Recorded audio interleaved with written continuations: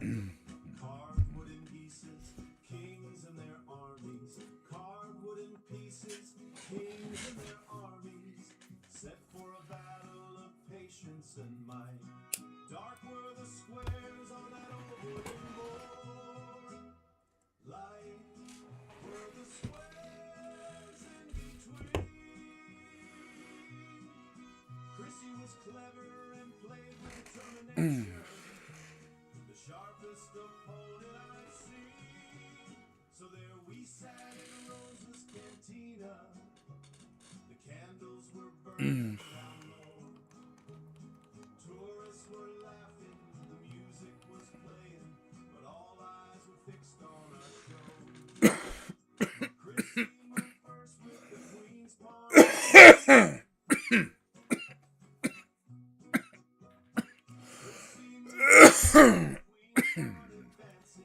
Bold as a West Texas wind.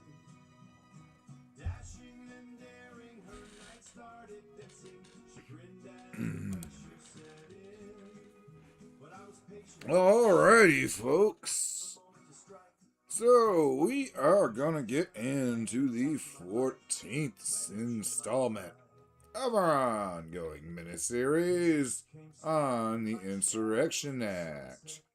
Moving right along with it, and of course moving right into modern times. A little bit scary. Ooh. Yeah, turns out definitely can happen today. Oh boy. And there's a lot of really scary precedents that allow them to do some shit y'all ain't gonna like if they ever figure this out. Alrighty then. So, picture this. It's Hurricane Hugo, St. Croix, and 1989 Virgin Islands deployment. Oh boy.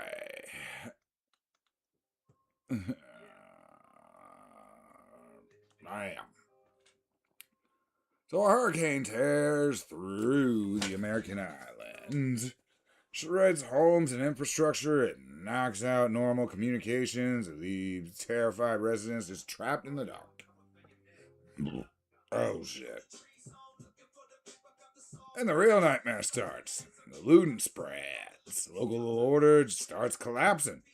Reports say people who are even supposed to maintain order are overwhelmed. And for the last times in American history, the president reaches for one of the bluntest tools in the federal toolbox, the Insurrection Act. So, in September of 1989, Hurricane Hugo slammed into the Caribbean and hit St. Croix with a devastating force. The storm didn't damage just buildings, it shattered the system, made ordinary life possible. Power was gone, communications was crippled, supplies were uncertain, fear spread fast, and the chaos that followed, looting and disorder, broke out across St. Croix. This was not a classic rebellion against Washington.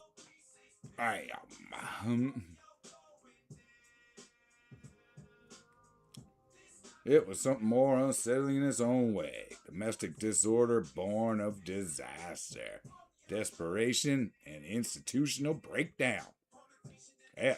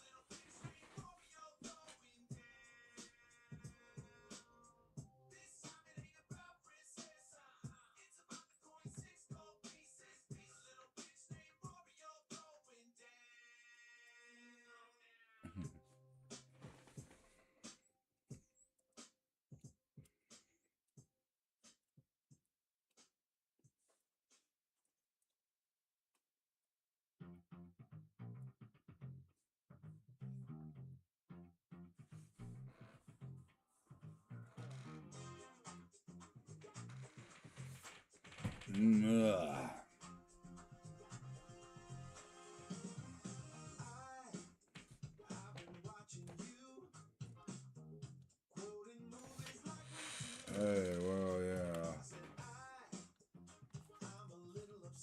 Keep forgetting these guys are a thing.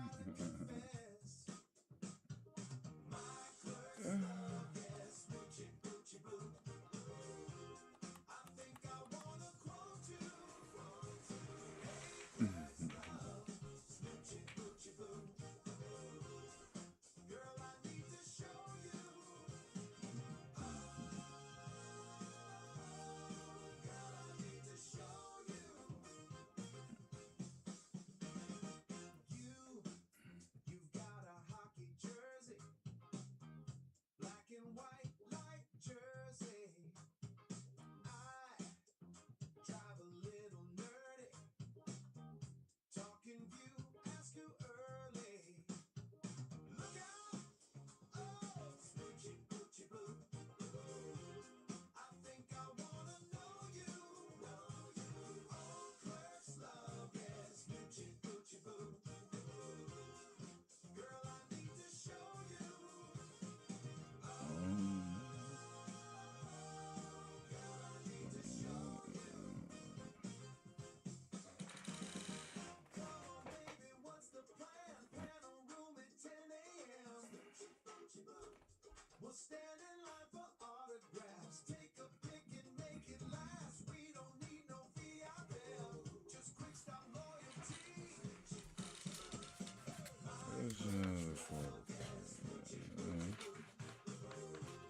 I think I wanna quote you. Hey, clerks love, smoochy boochie boo. Girl, I need to show you.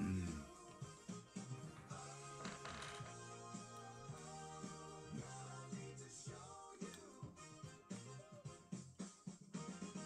Hey, Don. Yeah, Josh? What time is it? What time is it? It's Jay.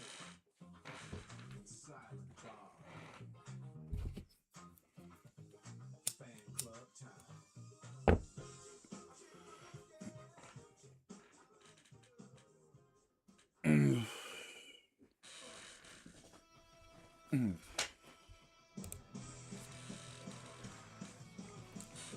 See, a lot of people hear Insurrection Act and immediately think of civil rights showdowns, riots, or armed resistance. The Virgin Islands case reminds us of the laws broader than the name makes it sound. The act can be used when domestic violence or disorder obstruct the execution of laws and the local authorities cannot restore order on their own. In St. Croix, the federal government concluded that the threshold had been crossed. So on September 20th, 1989, President H.W. Bush issued Proclamation 6023. In it, he said conditions of domestic violence and disorder existed in and about the Virgin Islands, that life and property were endangered, and that the local law enforcement resources available to the territory, including the National Guard, were unable to suppress the violence and restore law and order.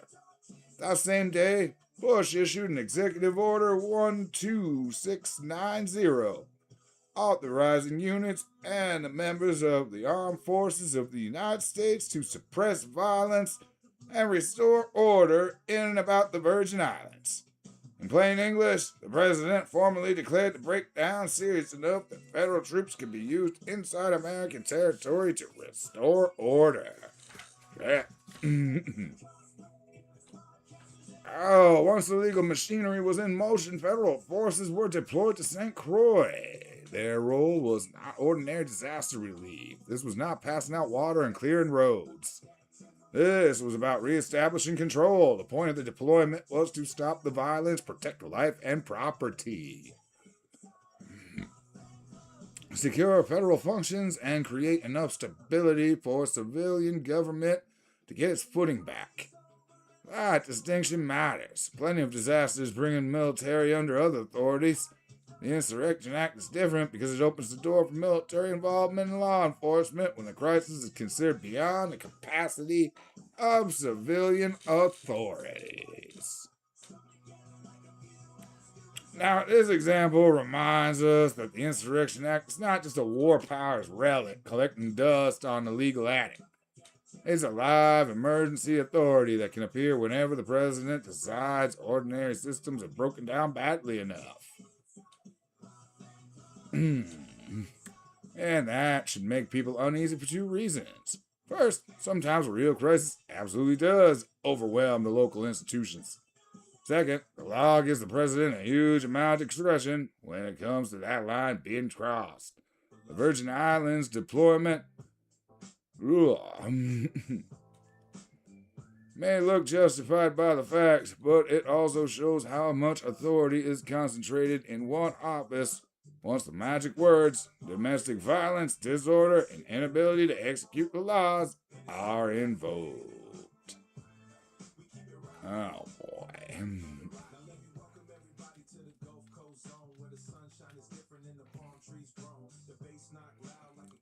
So order was restored, but the episode left behind bigger questions than just whether the troops did their job.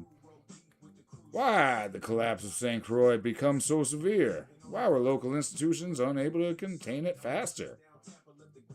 And what does it say about the structure of emergency response when the natural disaster can turn a law and order crisis requiring federal troops? That is the part people tend to forget. The soldiers are the dramatic image. Real stories are often the institutional failure that made the deployment possible in the first place. So, this episode is not about blue versus red or north versus south or even one mob against another. It's about what happens when a disaster strips away that thin layer of normalcy and exposes how fragile public order can be. In 1989, Hurricane Hugo battered St. Croix. The looting and disorder that followed pushed President H.W. Bush to invoke the Insurrection Act and send in federal troops. It was one of the last times the laws was actually used. And like every other entry in the series, it leaves us with another uncomfortable truth. Once leaders decide civil order has collapsed, the distance between civilian government and military force can get very short, very fast. All right, folks. That is going to do it for this segment on the Insurrection Act. I hope y'all enjoyed. I hope y'all keep watching.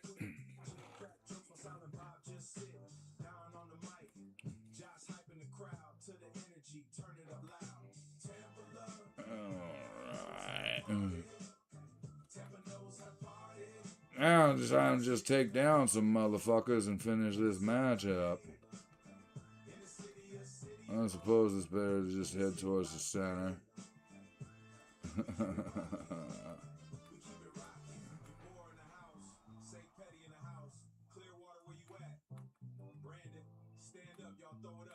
Alright. Oh, God. So I might as well get into this two-wall era, man. So apparently Trump finds a great side, because, you know, that guy's not doing anything important right now. But, and the new Secretary of the Navy is a guy, no shit, named Hung Kao.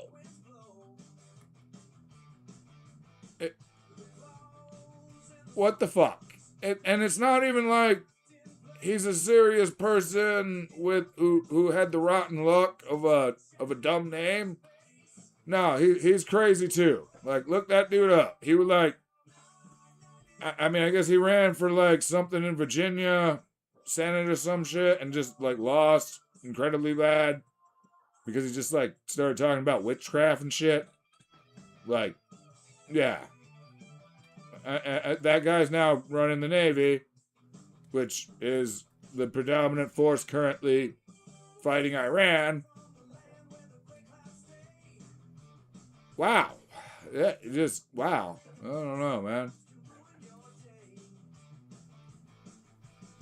Honestly, lately, this kind of starting to feel like that Rick and Morty episode where, the two Beths are fucking, and Morty and Summer are just kind of like, nope, I just want to play my video games. Don't want to see. Nope.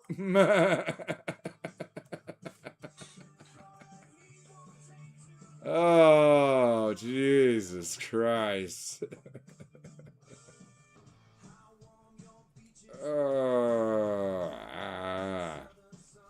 Yeah. I am clearly not aiming. Oh, fuck. That's somebody close, though.